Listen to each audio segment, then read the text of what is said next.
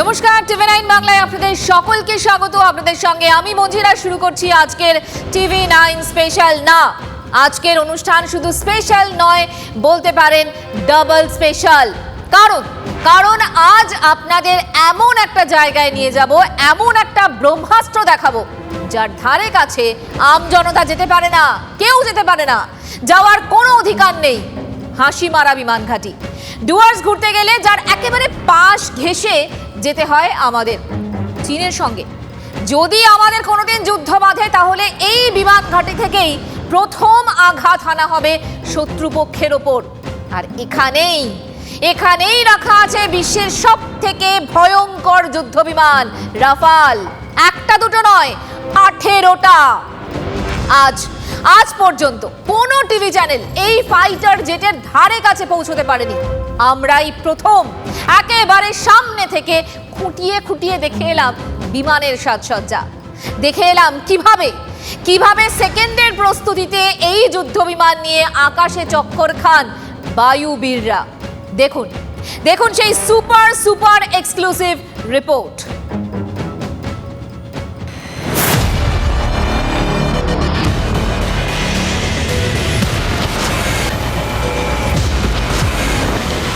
आपसे मुलाकात करेंगे जब अपने आप मिशन को आप पूरा कर कर आएंगे।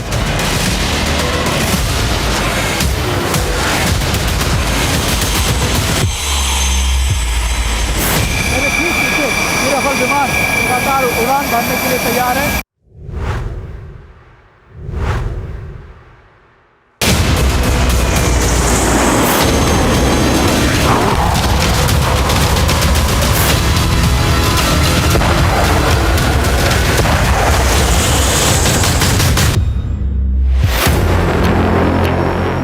সমুদ্রপৃষ্ঠ থেকে 358 ফুট উঁচুতে বাংলার আলিপুরদুয়ারে অবস্থিত হাসিমারা বায়ুসেনা ঘাঁটি দেশের সামরিক মানচিত্রের সবচেয়ে গুরুত্বপূর্ণ অঞ্চল। সেখানেই সার দিয়ে দাঁড়িয়ে বিশ্বের সবথেকে ঘাতক যুদ্ধ বিমান।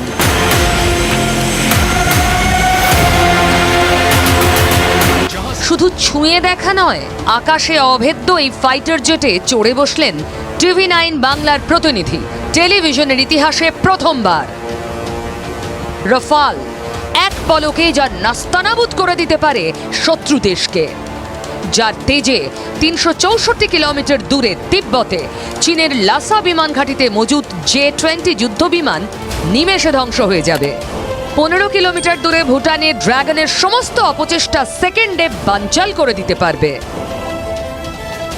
2017 का डोकलाम विवाद हो, या फिर 2020 में ईस्टर्न लद्दाख में हुई झड़प, या फिर नाकुला यानी सिक्किम के इलाके में उसी समय हुई झड़प, या हाल ही में यानी दिसंबर 2022 में अरुणाचल प्रदेश में हुई झड़प, चीन लगातार अपनी चालबाजियों से बाज नहीं आता। लेकिन आज भारत आपको लगातार अपनी चीज़ों को मजबूत करता है। और आज टीवी9 भारतवर्ष आपको उस स्ट्रैटेजिक इंपॉर्टेंट एयरबेस पर लेकर आया है, जो ना सिर्फ चीन की इन चालबाजियों को जवाब देने के लिए तैयार किया गया है, बल्कि इसलिए भी कि भारत की ना सिर्फ वायु सीमाओं को बल्कि समुद्री सीमाओं को भी सुरक्षित रख सके। जी हाँ, आज टीवी9 भारतवर्ष आपको हाशिमारा एयरबेस पे लेकर आया है, जहां पर भारत की यानी इंडियन एयरफोर्स की 101 स्क्वाड्रन को तैनात किया गया है। मेरे पीछे आप ये सारे विमान जो देख रहे हैं, ये भारत के सबसे एडवांस या सबसे शक्तिशाली राफेल विमान है। ভারতের জন্য রক্ষা কবচ হয়ে ওঠা এই গুরুত্বপূর্ণ বিমান ঘাঁটিতে যখন আমরা পৌঁছই, তখন এক গুরুত্বপূর্ণ মিশনের জন্য প্রস্তুতি নিতে দেখা গেল বায়ুসেনার বীর জওয়ানদের। ড্রেসিং রুমে হঠাৎ চোখে পড়ল সাজো রব। कोई भी फाइटर पायलट जब तैयार हो रहा होता है, उसके लिए सबसे ज़रूरी होता है ड्रेस टू सर्वाइव। यानी आप जब अपनी तैयारी कर रहे होते हैं, जी सूट पहनकर तैयार हो रहे होते हैं, तो आपको इस बात का बहुत ध्यान रखना होता है कि आपने ये ड्रेसअप अपने सर्वाइवल के लिए भी करना है। यानी आपको कोई भी विपरीत परिस्थिति आए, आपको उसके लिए हमेशा तैयार रहना है। और इन्हीं चुनौतियों का सामना करने के लिए जी सूट बने हुए हैं। हमारे साथ फ्लाइंग लेफ्टिनेंट अमन सर है। सर, अगर मैं पूछूं आपसे, जब आप जी सूट पहनकर तैयार हो रहे होते हैं, क्या प्रोटोकॉल्स होते हैं इसके, और आखिरकार ये आपको किस तरीके से तैयार रखता है? जो हमारी फ्लाइंग क्लोथिंग है, यही हमें बचाने वाली है फ्रॉम ऑल द सारे फिजिकल एस्पेक्ट से, एज वेल एज जितने भी जी फोर्स हम लोग झेलने वाले हैं वाइल ड्यूरिंग द मिशन, हम लोग जितने भी मनूवर्स वगैरह जितने भी प्रोसेस है and all the temperature related, तो उससे बचाने के लिए ये हमारी जो फ्लाइंग क्लोथिंग है हेल्प करती है। तो ये हमारा जी सूट है एंड उसके बाद हम लोग अपना जैकेट भी पहनेंगे। So this all helps in जितने भी प्रेशर वेरिएशन, जितने भी चेंजेस होते हैं हमारी बॉडी में, वो सबको झेलने के लिए फ्लाइट गियर वर्क। सारे काम कुछ सेकंडों में ही कर निकलना होता है। स्क्रैम्बल एक ऐसी प्रोसेस होता है जिसमें कुछ ही सेकंडों में पायलट को तैयार होकर फाइटर एयरक्राफ्ट में बैठकर उड़ान भरनी होती है, अपने मिशन पे जाना होता है और इसके लिए उनके पास कुछ ही सेकंड होते हैं। অবশেষে এলো সেই মুহূর্ত, ভারতের বীর যোদ্ধারা নির্দিষ্ট মিশনের জন্য পায়ে পায়ে এগিয়ে চললেন রাফালের দিকে। লক্ষ্য যাদের স্থির, মন যাদের বজ্র কঠিন।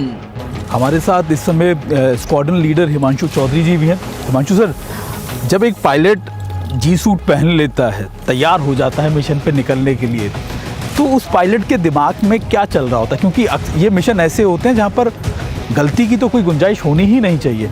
अगर मैं आपको बताऊं, ये एक्चुअल में जो 1 घंटा 2 घंटा हमारे जीवन में होता है, it is as good as meditation. अच्छा। बिकॉज ये एक समय वो है जिसमें आप कुछ नहीं सोच रहे हैं, सिर्फ मिशन और अपना विंगमैन, अपना mission, how to deliver it, how to come out as a better pilot, and that's all. There is nothing else that's going on in your head. यानी हर पल देश के नाम। हर पल देश के नाम।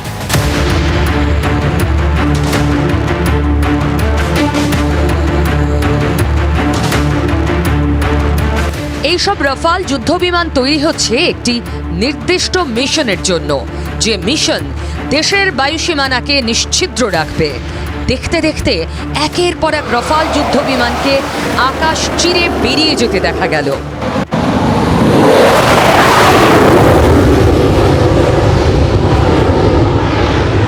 101 स्क्वाड्रन को tiger shark, Hunter the killer भी कहा जाता है और अब इसके पास आ गए हैं रफेल जैसे ओमनी रोड, जो किसी भी मिशन को पूरा करने में तैयार रहते हैं। यानी कई मिशंस को, अलग अलग मिशंस को, चाहे वो डीप आपका कह सकते हैं, चाहे वो एयर टू एयर अटैक हो, एयर टू लैंड हो, एयर टू सी हो, या फिर सर्विलेंस जैसे मिशन को किसी भी तरीके से, यानी हर मिशन को किसी भी लिहाज से पूरा करने के लिए सक्षम है। 101 स्क्वाड्रन का अपना इतिहास बहुत लंबा, बहुत पुराना रहा है और अब इस स्क्वाड्रन के पास रफेल जैसे अत्याधुनिक विमान यानी एयरक्राफ्ट आ गए हैं, जो मैं आपको बता रहा हूं कि किस तरीके से कई मिशंस को एक साथ अंजाम दे सकते हैं। और आज हम आपको यही दिखाने की भारत ये लड़ाके अब स्ट्रैटेजिक लोकेशन पे हैं जो किसी भी मिशन को पल भर में अंजाम दे सकते हैं। উত্তরবঙ্গে অবস্থিত হাসিমারা বায়ুসেনা ছাউনিটি 60 বছরেরও বেশি পুরনো। 1962 সালে ভারত চীন যুদ্ধ এবং 1971 সালে ভারত পাকিস্তান যুদ্ধে বায়ুসেনার এই ঘাঁটি বিশেষ ভূমিকা নিয়েছিল। পরবর্তীকালে উত্তর পূর্ব ভারতে যদি চীন আগ্রাসন দেখায়, তাহলে এই বিমান ঘাঁটি ফের গুরুত্বপূর্ণ ভূমিকা পালন করবে। চীনের সঙ্গে চলমান বিবাদকে মাথায় রেখেই আম্বালার পর হাসিমারাকে রফালের দ্বিতীয় ঘাঁটি হিসেবে বেছে নিয়েছে বায়ুসেনা।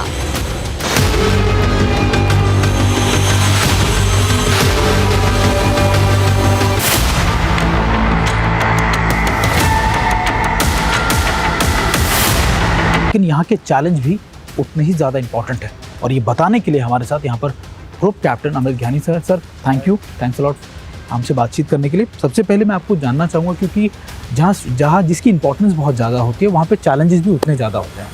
यहाँ पर एक फाइटर पायलट के लिए क्या चैलेंजेस होते हैं? जहाँ पे हम रफेल अभी ऑपरेट कर रहे हैं, नॉर्थ ईस्टर्न रीजन है generally, and specifically Hashimara base. तो आपको पता ही है कि नॉर्थ ईस्टर्न रीजन में when it comes to weather, the prediction of weather is that much more difficult. जिस तरीके से यहाँ वेदर बिल्डअप होता है, जिस तरीके से वो रहता है और कभी कभार क्लियर हो जाता है, itself is a very big challenge for an aviator. এই যুদ্ধ বিমানে রয়েছে বিশেষ ধরনের হেলমেট মাউন্টেড ডিসপ্লে, উন্নত যোগাযোগ ব্যবস্থা, এছাড়াও রয়েছে ট্র্যাক সেন্সর, ইলেকট্রনিক জ্যামার পড, আকাশে দূরপাল্লার মিসাইল ছুটতে সক্ষম, ঘন্টায় সর্বোচ্চ গতিবেগ 1912 কিলোমিটার। চীন যদি ভারতের দিকে কোনোদিন চোখ তুলে তাকানোর চেষ্টা করে তাহলে প্রথম জবাব দেবে হাসিমারা বায়ুসেনা ঘাঁটির এই যুদ্ধ বিমান।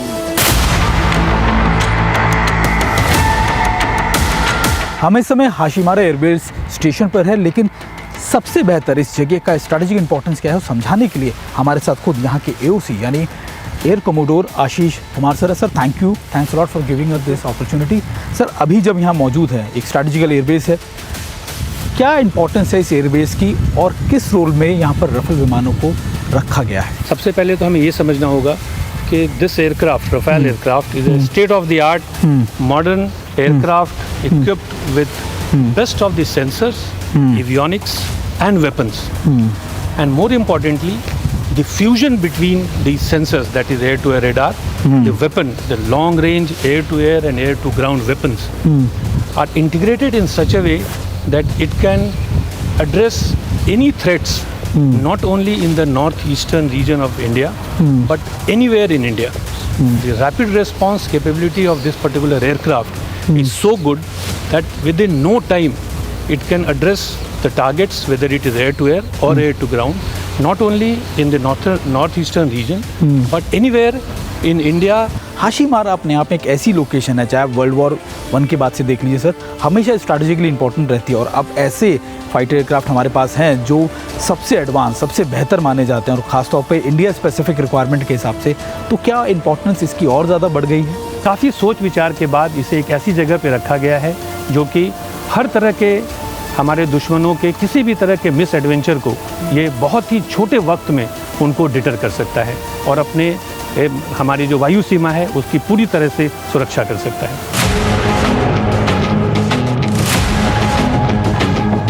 राफेल विमान की कई ऐसी खूबियां हैं जो इसको दुनिया का सबसे बेहतर एयरक्राफ्ट बनाती हैं और भारत के लिए ये एयरक्राफ्ट हर जगह यानी हर रोल में फिट बैठता है।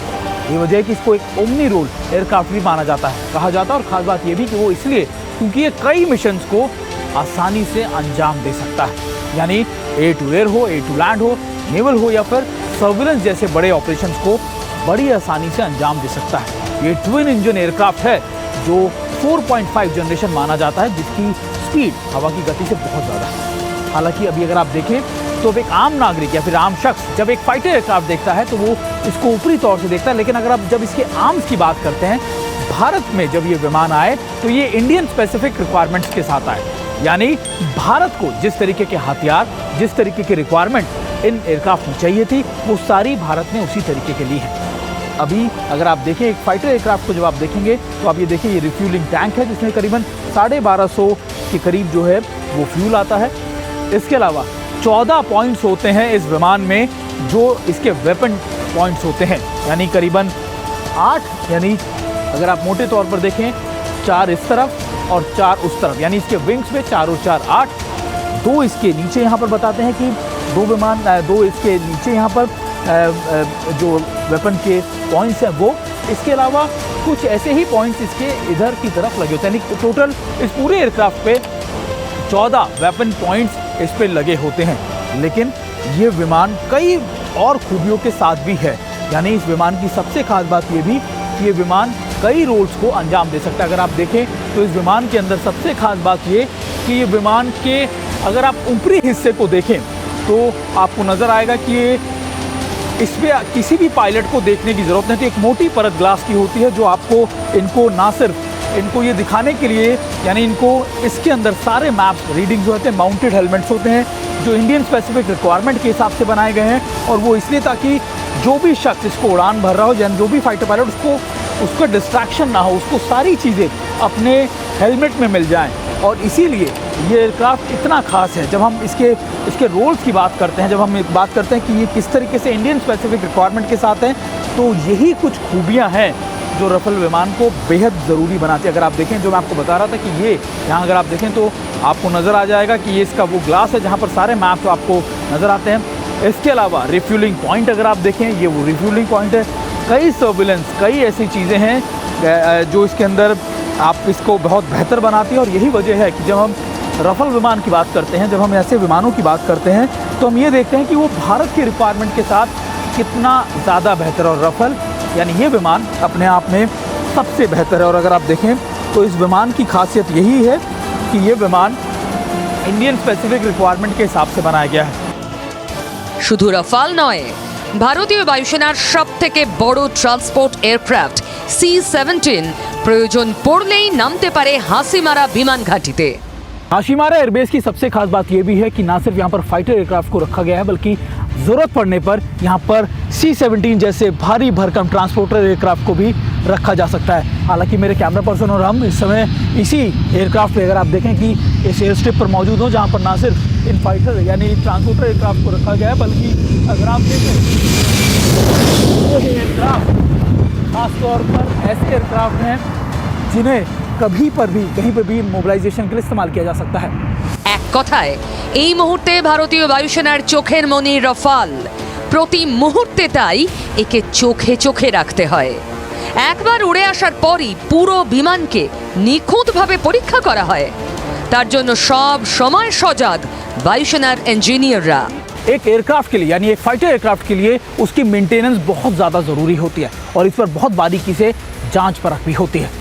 जब इन फॉरवर्ड इलाकों के अंदर ये विमानों को ये अपने सॉटी पे जाते हैं तो वापस आने के बाद सबसे महत्वपूर्ण काम होता है इनकी रख रखाव को लेकर, और ये काम करते हैं स्क्वाड्रन के इंजीनियर जो इनकी मेंटेनेंस करते हैं। सर अभिनव श्रीवास्तव जी हमारे साथ हैं, जो एक इसी स्क्वाड्रन के अंदर मेंटेनेंस इंजीनियर भी है। इन फाइटर एयरक्राफ्ट के अंदर जब भी ये सॉटी कर आते हैं, क्या पैरामीटर्स हैं जो आप मेंटेनेंस के हिसाब से जांचते परखते हैं, और जब ये सॉटी पर जाते हैं तो क्या चीज़ें हैं जो आप बहुत क्लोजली मॉनिटर करते हैं? हमारे इस एयरक्राफ्ट ये जो है एक एडवांस टेक्नोलॉजी पे बेस्ड है और हमें भी इससे बहुत कुछ सीखने को मिलता है। अब अगर as a part of maintenance team हमें गर्व है कि हम इंश्योर कर पाते हैं कि we maintain this aircraft at highest level of serviceability and at the same time we ensure कि even at a very short notice the aircraft can be deployed for the missions. यानी ये विमान इसी तरीके से बने हैं ताकि हाई एल्टीट्यूड एरियाज़ में, कोल्ड वेदर में भी इसके इंजन्स आसानी से चल सके, हाई एल्टीट्यूड एरिया में ऑपरेशनलाइज हो सके और मल्टी रोल के लिए ये हमेशा तैयार रह सके। 1965 এবং 1971 সালে ভারত পাক যুদ্ধে উল্লেখযোগ্য ভূমিকা নিয়েছিল বায়ুসেনার 101 স্কোয়াড্রন। তাতেই শামিল করা হয়েছে চীনের জম হয়ে ওঠা 18 রাফালকে, যাদের মূল মন্ত্রই হচ্ছে শত্রুকে খুঁজে বের করো আর খতম করো।